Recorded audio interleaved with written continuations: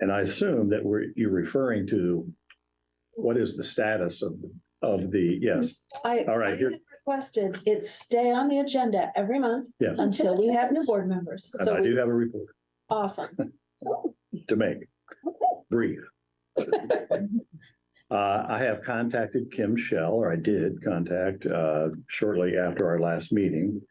And then I sent a follow-up email that she forwarded to all of the council members, asking them for recommendations for potential board members to be submitted to the commissioners, who actually are the county executives. So they're the ones that appoint the people. So, but it has to be a Republican, as we said before, because we are, well, yes, we're out of balance here. So then I called the mayor's office and left a message, and a very nice young lady called me back and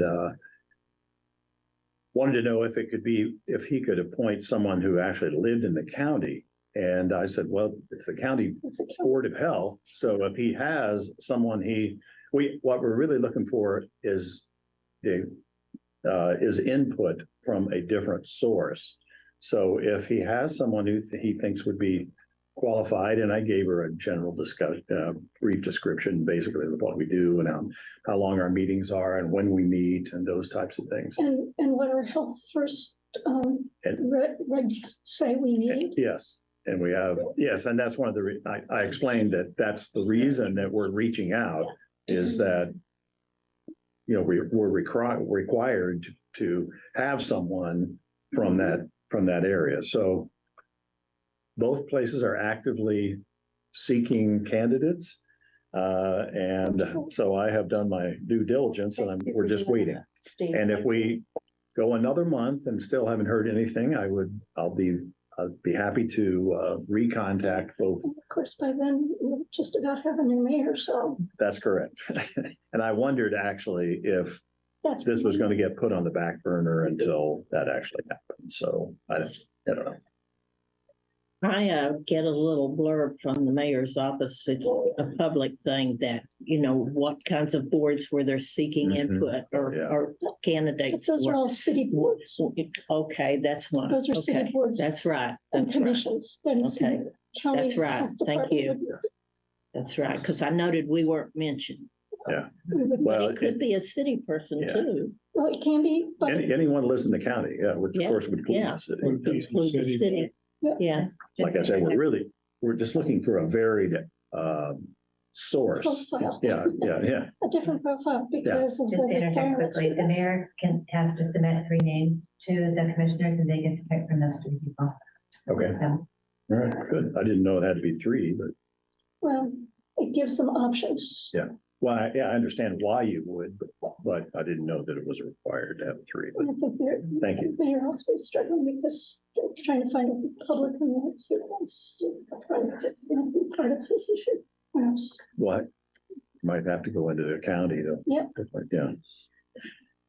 Okay, anything else about board appointments? Thank you. Thank you. I think I provided that information, all the information I have at this point. Okay, new business, revision of the health officer contract for Dr. Britton.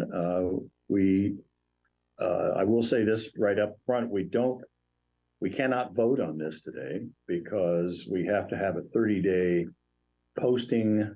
Am I stating this correctly, Lori? We have this has to be stated or posted for 30 days and public posting before we are allowed to vote on it. The contract has been changed to allow the cost of living increase 8.5%, which will be awarded, I think, on the beginning of January of next year. Is that correct? That is correct to my understanding. It would go into effect with the other employees. Okay.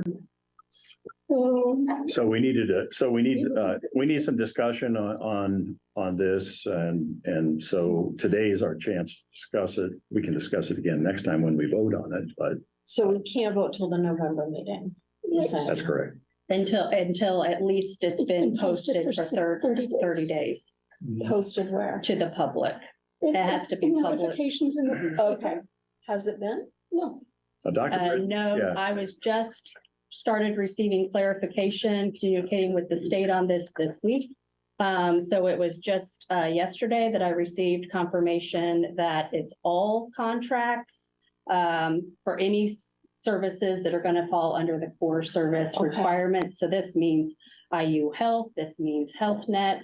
Every service contract that we have Okay, will have to be. so that means we can't actually vote on this till our December meeting.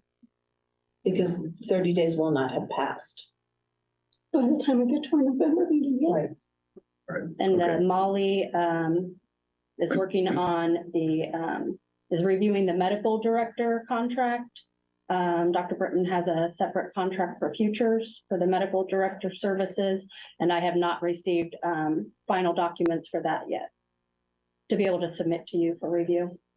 Does that also require a 30-day posting? Yes, that will. But they're on, sorry for the stupid question. Is this a renewal for the futures grant? Well, this. Why is that, my question is, why is this contract coming? It's being reviewed by legal to create the same amendments for the increase, for the COLA increase of 8.5. Gotcha. And is that also something that the board needs to sign as we have to sign this, or does it fall under another rule because it's a futures grant? I guess I would say, let me clarify that with legal. My understanding is it would still fall under the board reviewing and voting on that. Okay.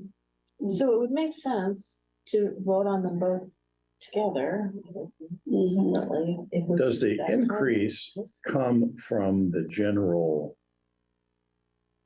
fund that's funding the futures clinic? And I'm stating this correctly, but Currently, it comes from the grant. So I've been talking with the financial manager. We would need to, I believe we would need to transition that out of the grant into the general county fund to ensure that we can support that. are we meeting our expenses in that program? I mean, We are does the getting grant, by. is the grant covering, are we, Well, not without revenue. okay, So we are going month to month, and that's because of the new process that we're having to use with waiting until we receive revenue and insurance reimbursements, then taking it to council, appropriating that. So we're doing that every month alongside the grant funds. So I do have some funds set aside as well in the Health First Indiana for reserve to help cover employee expenses, clinical assistant, as needed getting into next year. okay. So my question for you is kind of procedural. Do we want to discuss this now since we can't vote on it, or do we want to? Well, I think we Table should, the discussion. I think if we have some general discussion on this, it's probably not, I don't think that's inappropriate. So I'd like clarity from Lori about the state statutes. So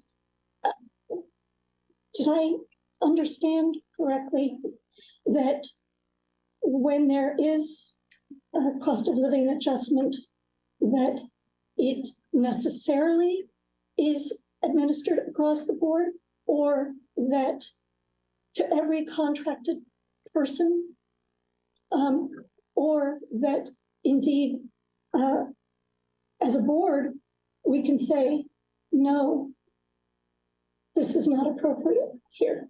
I don't know that I'm the correct person to speak on that. What I'll, yeah, so I don't know what the state law is for the employees, if the county council votes on that. My understanding is the amendment is what's adding that to a contract, because you have your contracts are separate from like your county or state employees, but either David Schilling or Molly Turner would really be who I think needs to speak. I guess, I think it's a good question. If our legal person was here, I think if you wouldn't mind posing the question, and I would like, if you don't mind, I'd like to slightly reframe your question.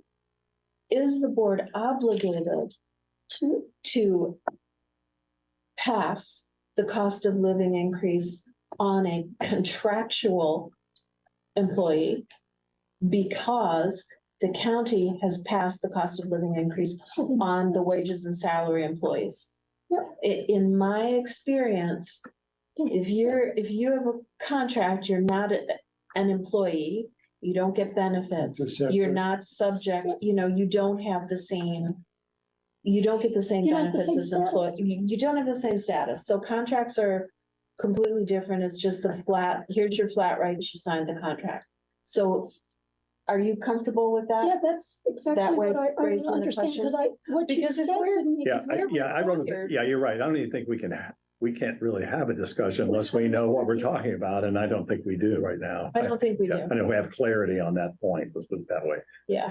Not that we don't know what we're talking. Yeah, Oh. so I think it would be important for us to know if there's some, some Laws, like legal state. requirement that says, because the county employees got this, all contractual employees must get it as well. Because that really makes our decision for us, right? Good question. Well, yes, it would. It would, we wouldn't have to say, Exactly. so we need to understand that. So is it okay then if we Yes, table this and discussion? in view of that, we certainly Okay. it is, yeah. Thank you for raising that. Okay, All right, so we have the partnership agreement, which is lengthy. Sorry. I was delighted reading it. I'm like, I'm so Sorry. glad I was that we also are delighted. collecting real information and asking people to be accountable Oh, to us. basically, that's what sums up Yeah. the Yeah, whole You contract. don't have to approve it. Yeah. Yes, I I'm was like, thrilled. I I don't was know. just so I just want to happy. say thank you to Kathy for last time clarifying so much Yeah. of that Yeah. for us that we did not know. And now we have these, and I just feel so much better about this whole thing, knowing that we are being responsible stewards of the public funds as we are supposed to be. Yeah, don't misconstrue my comment. Okay. And No, my comment, but I just meant it was lengthy. It has a lot of, It's but great, it's asking for real information. clarity it's. for it's- every person who's getting I money. didn't have any Yeah. questions or concerns about it. I thought it was I thought it rocked. Yes. Exactly. I didn't think it was bad. I just thought it was Okay. long. That's what, and I sat So- there and so, went yeah, through it. I think the board says you go, Okay. Totally wrong. we're good. Well, I think it provides consistency too. Yeah. Yes. This is our Yes. set of standards and It's what we Yes. this is want. the expectation. Standards are and- good. Which is part of the reason I had that conversation with Health Net today. I said, we're going to require this, Right. better accounting. Of everyone. Yeah, of everyone. So this is the reason I'm calling you again. Right. Well, and that's exactly what it is. And the same conversation that I had with Health Net is that I have to report that data and information back to the Yeah. state for the KPIs. So we have to have that information, And you have to know who to talk to get that information. Really, right? very straightforward. Thank you. Okay, I think that's, Yeah, that's pretty much it. Does anyone else, if any board members have any additional comments? Well, I was fascinated reading the information we got on the syringes and the return rates. And sometimes there was over 100% return. I was like, wait a minute, how do you return over 100% in a month? Are they keeping them at home like stamps that you can hand in later to redeem something?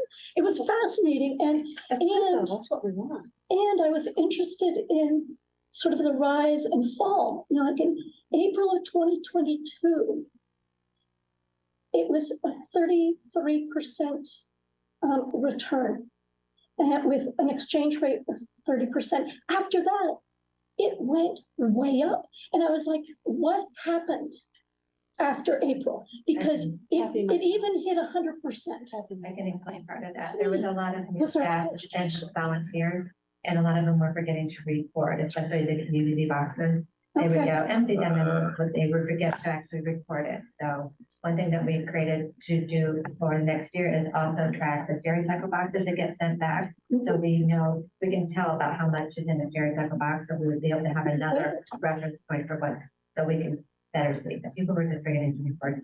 Okay, because I was just like, what is going on here? And did we suddenly start educating the clientele better? Or, and you're telling me, no, it's the volunteers who are doing this and.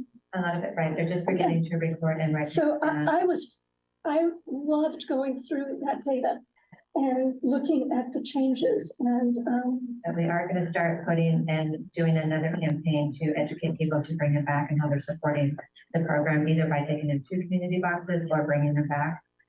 The problem with some participants, they don't want to carry them on them because it is a felony if they get stopped with a syringe. yeah. So, you know, they're also trying to be safe from that. About that, and I was also fascinated by the testing, the basically quality assessment testing of some of those syringes to see what exactly was in those syringes. That also was very interesting. Thank you. I have heard, and maybe this is urban myth, I have heard it said that the police will not give a ticket to someone for possessing needles, especially if they're saying, I'm bringing these to the exchange, unless that person is committing another crime at the same time. Yeah, And I've heard that as well. And if that is the case, I think it would be important for someone in the program to reach out to the police and just get confirmation of that and then start to educate folks that that is the truth, so that to encourage them to, to bring them back and not be afraid. Okay, there, I can't say that this isn't a cut and dried line. However, in Monroe County, a lot of times people will, if they get arrested, will not get charged with a syringe if they belong to the syringe service program. However, we cannot take names, we cannot take information from people. It's all anonymous. There is a part that we can, there is a code that a person has that we can somewhat match up with the information provided for us. However, it's not 100%. They still may charge somebody if there's a reason to. Well, I'm not saying don't charge them if they're committing a crime, but I'm kind of saying the flip side of it, that if all they're doing is transporting the needles back to the program, and for some reason they get stopped and asked, what have you got in that thing that looks like syringes? I've been told that they will not get arrested or a ticket or fined or anything simply for that, unless they are also breaking another law at the same, like they're shoplifting while they're carrying the syringes. Okay, I cannot say that that's 100% in town. Likely they wouldn't get charged with it, but it's not 100%. Okay. No, we can tell them that, but they can't. That will happen. Thank you. I assumed that big jump in the use was maybe weather related. I thought maybe there are more contacts in the good weather. I looked at all kinds of, I had all kinds of ideas of what's going on. Yeah, But what you're saying is so logical that it's. yeah. Usually. Thank you. It's difficult to get rid of syringes unless you're with this program or something. Like, for instance, I give my husband vitamin B12 once a month.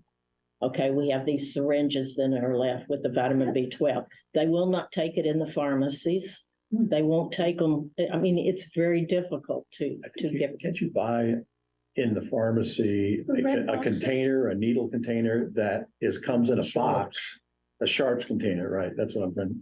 That comes in a box, and when it's full, I don't know it. you put the top on it and close the lid up, and you can mail it to somewhere. So I think it's mail, yeah. And waste management, you can take them there in a Sharps container and give it to them if you're a city or in the county person, and they will give you another Sharps container.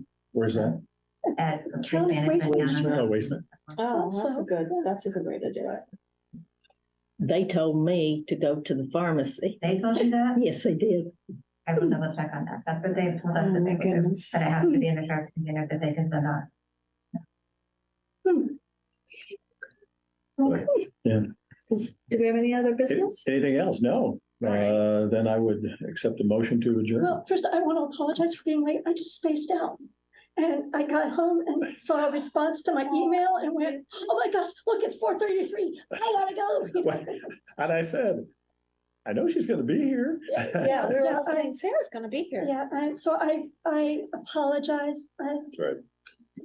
Well, I didn't you're a mean hero to. for coming. Working tardy, but yeah. You're gonna send me the. Right. Motion for adjournment. Move to adjourn. Second. Thank you. All in favor? Aye. Hi. Everybody go look at the bugs. Yes, Yes. let's see.